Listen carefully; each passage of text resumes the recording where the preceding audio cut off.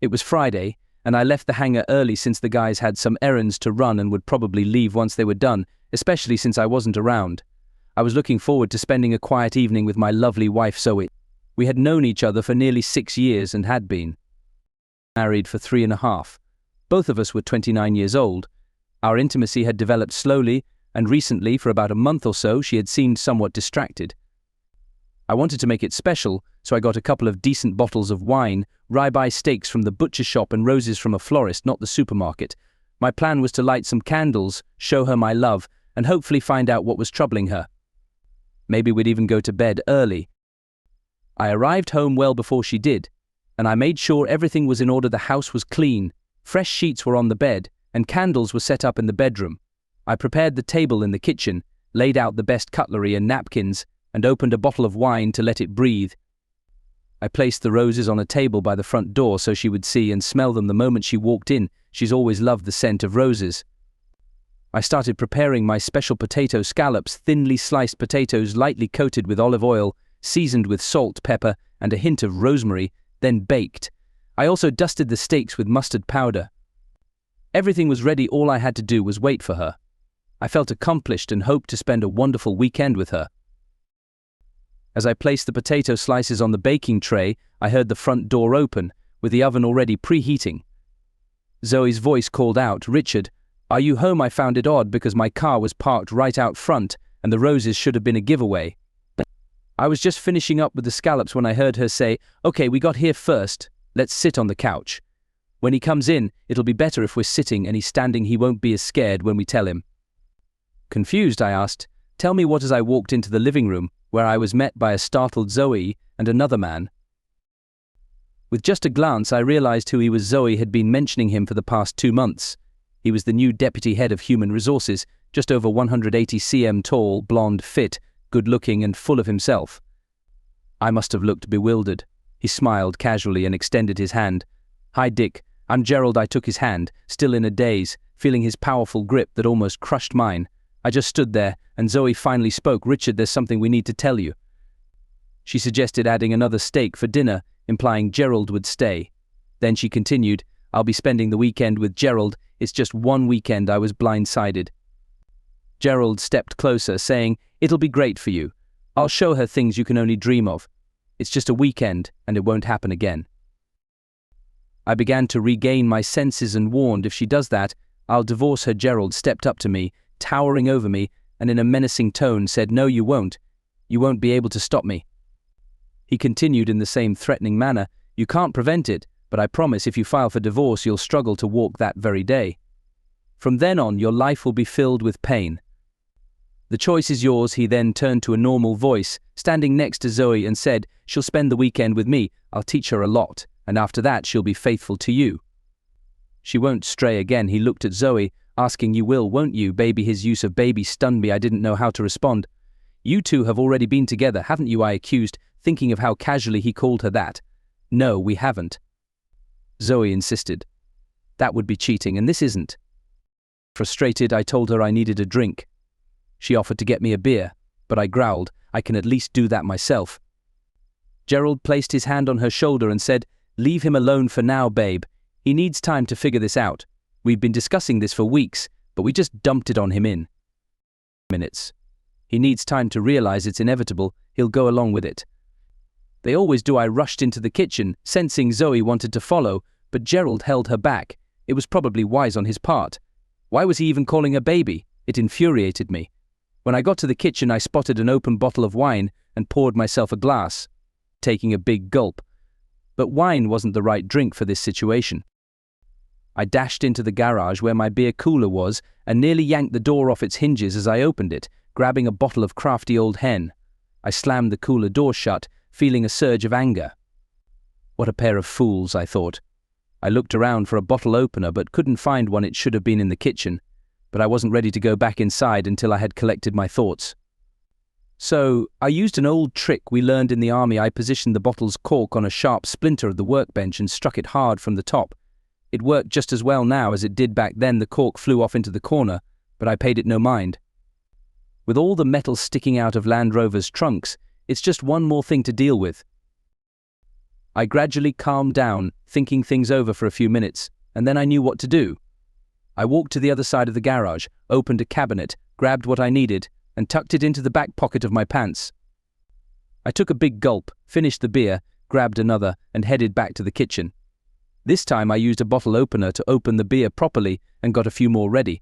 I carefully slipped the largest knife from the set into the back of my pants along with another item, just for show.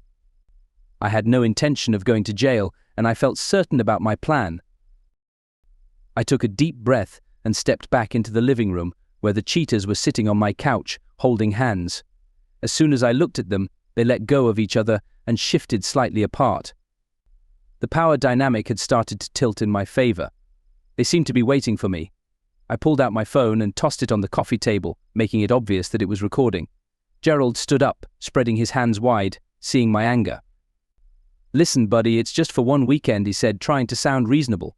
That annoyed me even more. An arrogant jerk like him could never be my buddy. He glanced at my phone, saying, "I think you're recording this, and that's fine. But if it ends up on social media, the pain you'll feel won't just be like having your legs broken. You get what I mean?" "I'm recording this for my protection and, oddly enough, for yours and hers," I replied, staring him down. "Don't even think about taking this to work. As the Deputy Chief of Staff, all complaints come to me. I have connections, and I'll know if anyone tries to go around me. It's not about what you know, it's who you know. Understand?" I responded in a firm voice.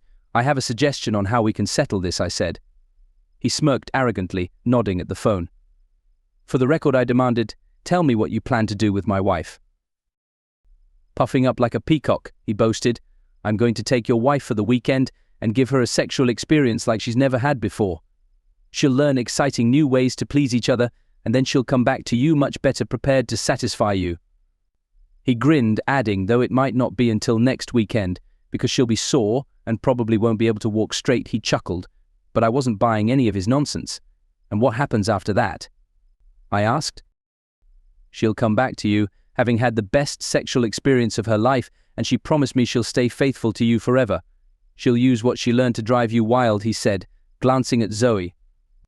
I turned to her. "Zoe, is this what you want?" she pleaded. "Yes, please, Richard. Just one weekend, and then I promise I'll be faithful to you." I shifted my gaze back to Gerald. "And what if she doesn't keep her promise? Just like she vowed to be faithful at our wedding?" I asked. "Will you come back and hurt her like you threatened to hurt me? Or what if some other sex god comes along and offers her something even better?" Gerald looked embarrassed, clearly not used to being questioned like that. He stammered, "She promised me she'd stay loyal to you after this weekend." I scoffed. "Sure, like I believe anything she says now." "Fine, let's settle this. I'll fight you for her." Gerald was a few inches taller, broader in the shoulders and slightly younger, but he just gave me a smug smile. "If that's what you want, we can do it. But I don't want to waste the weekend, so let's get it over with right here, right now." "Agreed," I said. Zoe pressed her palms to her mouth, a sign she was anxious. "Two men fighting over me, isn't that thrilling?" she exclaimed, but I cut her off. "I'm not fighting for you. You're not worth it. I'm fighting for my self-respect." Her eyes lost their sparkle, and her expression turned serious. I stated firmly, "If I win, you leave and never talk to her again, not even at work.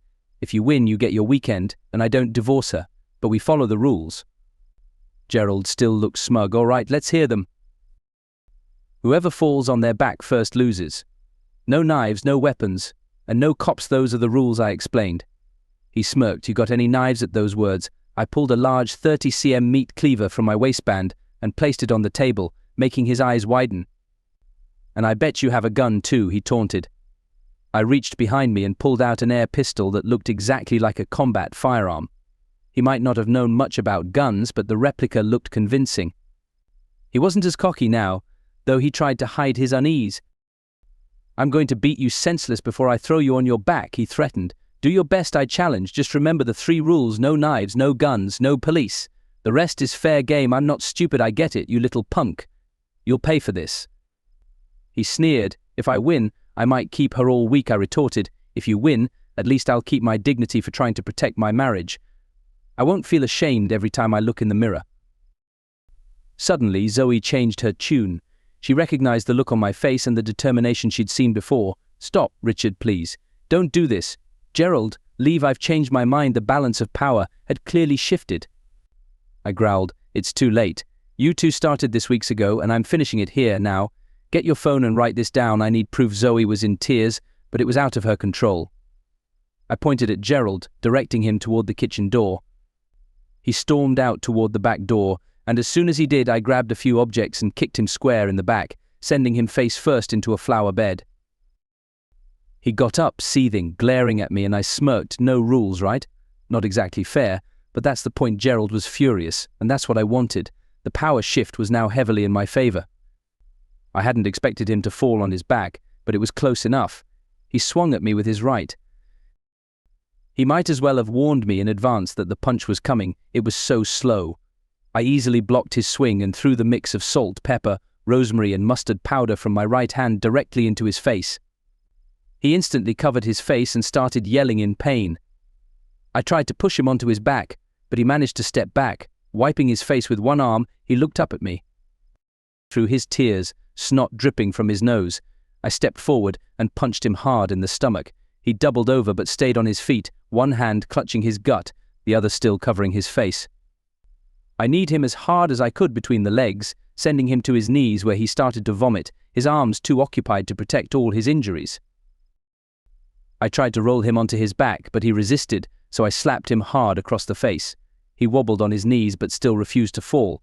My right fist smashed into his nose, sending blood flying everywhere. It must have hurt like hell. This wasn't something they show on TV. I slapped him again, this time with my palm, snapping his head back. Then I struck him with the back of my hand, a stupid move that hurt my hand badly. Leaning in close, I whispered, "You can end this now. Just lie on your back." Raising my hand again, his knees buckled and he collapsed to his side, then rolled onto his back. His strength was completely gone. I glanced at Zoe, tears running down her cheeks. I couldn't tell what she was crying about. Grabbing Gerald by the hair, I yanked him to his feet roughly. I swung open the gate to our garden, shoving him through it. "Remember, you'll never talk to her again, you coward. And if I get any trouble from the police, this beating will seem like nothing." I pushed him outside and slammed the gate shut. The stench hit me. He had soiled himself. Zoe was still there, holding her phone, recording. "Send me that video," I told her as I walked into the kitchen, washing my hands in the sink. At least Gerald would smell like rosemary now. I headed upstairs, Zoe trailing behind me. Grabbing a suitcase from the spare bedroom, I started pulling her clothes from the drawers and stuffing them in. "What are you doing?" "You won, and I'm yours," she said. I kept packing. We agreed I wouldn't divorce you if I lost. But I won, so I'm free to divorce you, and I will. I suggest you go to your parents. I hauled the suitcase downstairs, opened the front door, and tossed it outside. Picking up the phone, I dialed her mother's number. "Hi, Richard. What a surprise." "What can I do for you?" Mary asked. "Please come and get your daughter." "I'm divorcing her," I replied before hanging up. I sent her a recording of Gerald bragging about how he planned to have his way with Zoe all weekend and how she said it was what she wanted. Then I turned my phone off. I grabbed Zoe by the hand and escorted her out, closing and locking the door behind her. I ignored the knocking until it eventually stopped. I expected the police to show up, but they never did.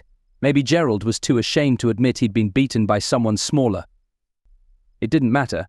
I spent Saturday sorting through Zoe's things and adding up some costs. After my grandparents passed, my sister and I inherited the house, and I took a small mortgage to buy out her share. I knew I'd have to reimburse Zoe for her contributions to the mortgage. I edited the video and audio clips, sending them to every email address I could find at Zoe's workplace. Gerald must have made enemies. I was sure they'd ensure the head of HR saw the footage. On Sunday morning, Zoe's father arrived to collect the rest of her belongings. He looked at me and asked, "Is there any chance you?" But the look on my face answered his unfinished question. We shook hands as he left. I suspected her parents' involvement was why the divorce proceedings were so smooth. It's been just over 4 months since I filed the divorce papers. One Saturday afternoon I was in the garage cleaning my air guns, preparing for a shooting competition the next day, when the doorbell rang. I was about to get up when I heard someone call out, "It's okay, I'll get it." It was Clara, the woman who keeps my house in order. Clara appeared at the garage door and said, "There's a lady here who says she's your wife. She's about 170 cm tall, blonde, around 30, maybe a little older. I've put the kettle on and left her in the living room." I walked into the living room and saw Zoe. She looked nice, like she was trying, but she had aged about 5 years and didn't look well. It was the first time I'd seen her since she left. "What do you want?" I asked. "I'm paying you what we agreed on for the house," she said. She looked at me, her voice trembling. "Richard, I'm so sorry. I made a terrible mistake. He convinced me it would be okay, told me that if you loved me, you'd let me do this. He even had another woman tell me how she did it. Is she still married?" I asked, already knowing the answer. "I don't know. I don't work there anymore. After the video and audio came out, I was so embarrassed. No one would talk to me, and I had to leave. Are you still seeing Gerald?" "No, I wasn't planning to." He stuck to his word and never spoke to me again. But he wasn't there much longer. After missing a few days of work, things fell apart, and he was escorted out. Rumor has it another husband beat him up, but it wasn't me. When I threw him out the back gate, I warned him. The police never came, but I kept looking over my shoulder and avoided dark places. That's what he should do. He's not an honorable man. Good men don't take other men's wives.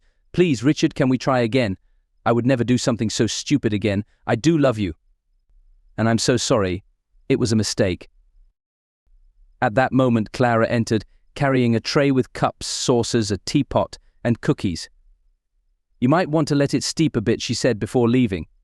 Zoe's eyes followed her. "So, have you already replaced me?" she asked. "This is Clara. She cleans my house once a week. She's also the cleaner at our hangar. I'm busy with work and have no time for this. I even had to take out another mortgage to pay you. So, is there a chance?" I poured myself some tea and took a sip. It was weak. I should have let it brew, as Clara suggested.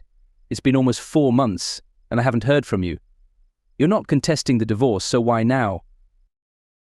Zoe lowered her eyes, looking embarrassed. "I know I made a huge mistake. I wanted to give you time, to let you miss me. I had to be brave. Mom said if you loved me, you'd give me another chance. Dad said I was wasting my time, but I had to try." "Richard, please," Zoe pleaded as I took another sip of my tea. Clara entered with a tray full of cleaning supplies and headed upstairs. "I'm just going to tidy up upstairs. There's nothing in your bedroom I shouldn't see, is there?" She joked, adding with a laugh, "I hope you've put away all your bondage gear." Without waiting for a reply, she dashed up the stairs. I turned to Zoe. "It's just her little joke," I explained. "You know we never tried anything like that? Maybe we should have, but you were never interested in exploring anything out of the ordinary except with that jerk. Even trying doggy style was too much for you." Zoe glanced at me, but I didn't answer her. I was still angry, but I kept my composure. "Did you think you shocked me when you told me you wanted to spend the weekend with another man? You had planned it for weeks and gave me just 2 minutes to decide, threatening me with violence if I didn't go along. You enjoyed the idea of 2 men fighting over you, hoping your lover would win. So you could have your weekend of wild sex and then come back as if everything would be back to normal. But for me, that would be the new normal. And you thought I'd never measure up to your lover." "Yes, I got excited when 2 men were about to fight over me," Zoe admitted. "But when you pulled out a knife and your air pistol, I realized I had made a mistake. I knew Gerald would never win, and I didn't want you to end up in jail because of me. I'm so sorry." "Zoe, I loved you with all my heart," I said, "but you killed that love when you told me you wanted to spend the weekend with him. I knew something was wrong in the weeks leading up to this. You were quiet, seemed down, and I tried to cheer you up. Now I know it was because you were planning to sleep with that scumbag. I had planned a birthday dinner for you with flowers and I was there for you. But instead of talking to me, you threatened me and made it a done deal. How could you do that to someone you claim to love? I will never be able to trust you again. Just being near you is painful." Zoe hadn't touched her tea, and I knew it was time for her to leave. I stood up and opened the front door for her. She looked at me with tears in her eyes. "I love you. I'm sorry, but I understand," she said. As she turned to go, I added, "You remember that girl who told you about Gerald?" "Yeah, Karen Prescott, soon to be Karen Jones. Her husband's making her take back her maiden name." Zoe walked away crying, and I didn't bother watching where she went. I wondered how Clara was getting on upstairs, so I climbed the stairs and saw my bedroom door open. Walking over, I unbuttoned my shirt and tossed it on the floor. Clara would probably scold me for that later, but I didn't care. I stepped into the bedroom and found Clara lying on my bed, the blanket pulled back, wearing black stockings and smiling. "I couldn't find your bondage gear," she teased. "That's because I don't have any," I replied. "Too bad. I'd love to try it," she said with a grin. By then I was down to my underwear. I went into the bathroom, grabbed the belt from my robe, and returned to the bedroom. I think this will do. Let's try it, I suggested to Clara. Nearly an hour later, Clara was resting her head on my shoulder, one of her stockinged legs draped over mine. She looked up at me and said, I should really thank Zoe, but I can't bring myself to be grateful to her for the pain she put you through. It would be like thanking her for hurting you, she smiled softly. When your divorce is finalized and I move in permanently, we'll have to give that bondage thing another go. It was the first time Clara mentioned moving in, but I didn't object. As we were drifting off to sleep, I heard Clara murmur, I want to explore everything Zoe never did. We fell asleep, peacefully and content.